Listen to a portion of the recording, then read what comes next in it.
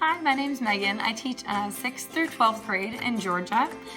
Today we did a lesson on stereotypes. We talked about labeling the students and how we label each other. Judge each other based on our labels and think that they're not changing. So like I might judge someone as who they were last year or who they were 5 years ago and forget that people change and people grow up and people mature and our labels shouldn't stay the same. We started off the lesson with just kind of a greeting.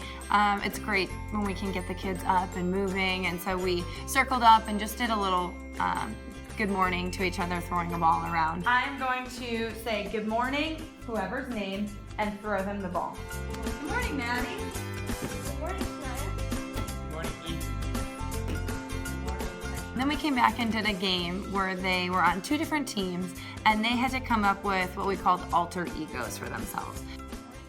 So they thought about like what stereotype or genre or category that they would fall in based on their outward appearance. So first step is I'm going to give you all a note card and you are going to write what you maybe would consider as an alter ego.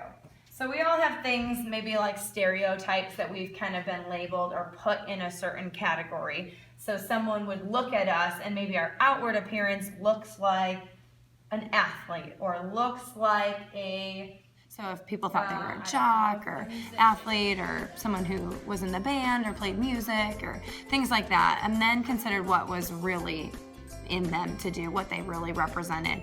And they picked something, whether it was maybe they weren't an athlete or they didn't outwardly appear to be an athlete, but that's something that they really love to do, or someone who does theater or a movie star, or they also could pick famous people. I want you to write something that represents who you are, but maybe not everyone would see it on the outside. So they wrote those down, and then the other team, an announcer read one at a time, and the other team had to choose who they thought that represented. Hip-hop dancer. Hip-hop dancer. So whose alter ego do you think is a hip-hop dancer? Well, actually, we should make it. We've decided that we think it's Patricia. Patricia, are you the hip-hop dancer? You Ah, are shoot. incorrect.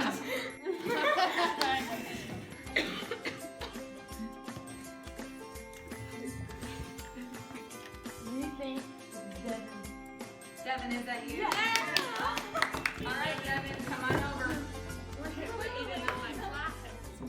It's really cool to be able to discuss with them how we stereotype each other, and we think we know what the other people in our class like or who they are, but we don't know as much as we think we do.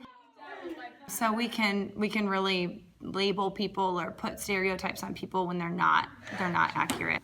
All right, so were any of you surprised by one of your classmates' alter egos that they chose? yeah.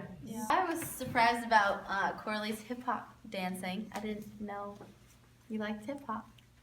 Some of the kids have gone to school together for a long time, so they base their judgments on that person years ago. It's good for us to do activities like this because we think we can, even when we know people, we think we know them better than we do, or we classify them or we label them, and sometimes they're not accurate. Raise your hand if you've It was a really cool way to kind of bust that mindset up with the kids in the class, but then also just realizing how that's like that all the time with people not in the class too.